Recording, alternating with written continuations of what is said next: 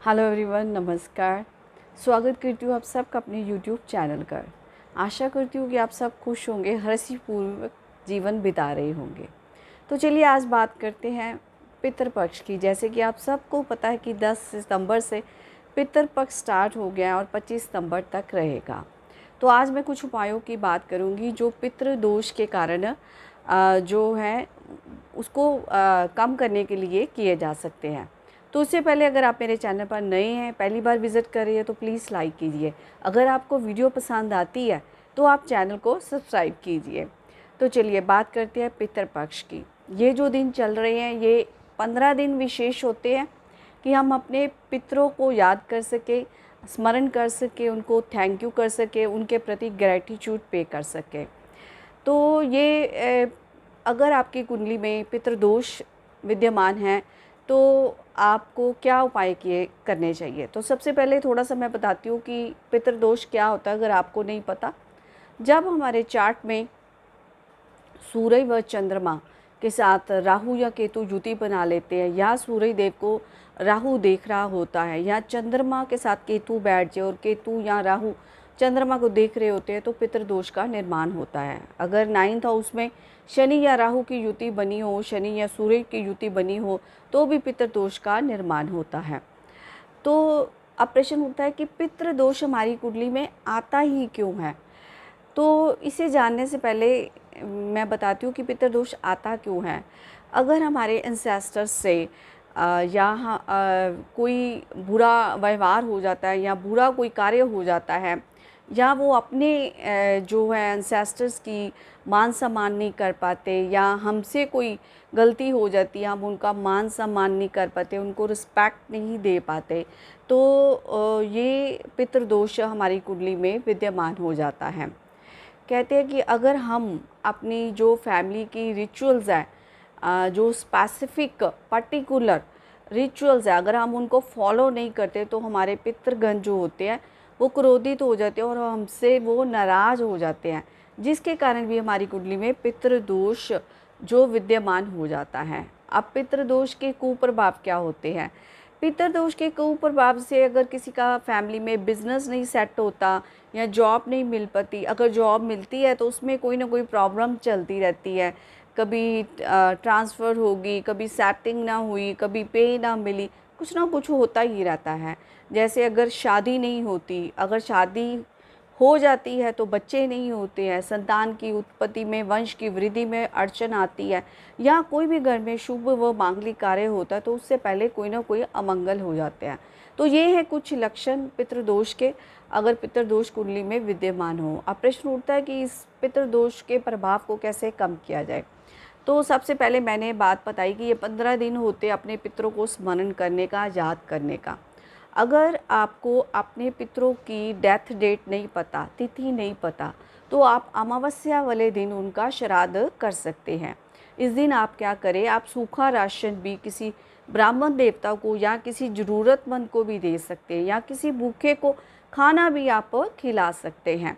तो अगर आपको अपने पूर्वजों की डेथ डेट पता है और तिथि पता है तो आप उसी दिन, उस तिथि वाले दिन ही उनका श्राद्ध कीजिए, जिससे वो प्रसन्न होंगे और प्रसन्न होकर आपको ब्लेसिंग्स देंगे और पितृदोष के कुप्रभाव से भी आप बच जाएंगे।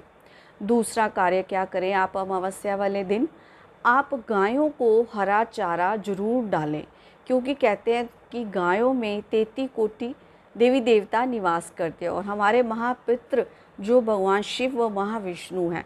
और जब हम गायों को हरा चारा डालते हैं तो हम 33 कोटि देवी देवताओं को प्रसन्न करते हैं। इससे हमारे पितृगण भी जो हैं वो भी खुश होते हैं और हमारे जो देवता हैं वो भी सभी प्रसन्न होते हैं। इसलिए गायों को हरा चारा अमावस्या वाले दिन जरूर डालें, जिससे आपके पितर प्रसन्न होंगे और प्रसन्न होकर आपको ब्लेसिंग्स देंगे। एक और कार्य आप करें, आप सुबह जल्दी उठें अमावस्या वाले दिन और नहा धोकर कच्चे दूध में काले तिल डालकर आप शिवलिंग पर चढ़ाएं और साथ में 108 बार ओम नमः शिवाय का जाप करें और हाथ जोड़कर प्रार्थना करें कि हे पितृगण, अगर मुझसे कोई गलती हो गई है भूल कर, जाने में या अनजाने में, तो प्लीज़ मुझे माफ़ कीजिए और मुझे आशीर्वाद दीजिए, ताकि मैं अपना जीवन जो बाकी का है वो बड़ी खुशी से, बड़ी शांतिपूर्वक बिता सकूं। तो इसके अलावा एक और काम कीजिए आप शाम के वक्त पीपल के वृक्ष पर आप एक आटे का दीपक बनाएं और उसमें घी डालकर आप जो है पीपल के वृक्ष पर उस दीपक को जगाएं और साथ में प्रार्थना करें कि मेरी भूल चूक को माफ़ कीजिए मेरे पितृगण और मुझे ब्लेसिंग्स दीजिए। आप इस दिन अमावस्या वाले दिन कोई पीपल का वृक्ष भी लगा सकते हैं। कहीं भी आप गार्डन में, कोई सार्वजनिक स्थान पर, कहीं भी आप जाकर पीपल का वृक्ष भी लगा सकते हैं, जिससे आपके पितृगण प्रसन्न होंगे और आपको आशीर्वाद देंगे। तो इससे भी ज़्यादा मैं जो एक और उपाय आपको बताती हूँ वो ये है कि आपके घर में जितने भी बुजुर्ग हैं, दादा दादी हैं, नाना नानी हैं, सास ससुर हैं, जितने भी बुजुर्ग हैं, आप उनके पास बैठें और कुछ समय व्यतीत करें, उनकी बातें सुने। जैसे एक बच्चे के पास हम बैठते हैं ना, तो हमें कितना आनंद आता है उसकी छोटी छोटी बातें सुनकर, उसकी खेलियाँ देखकर।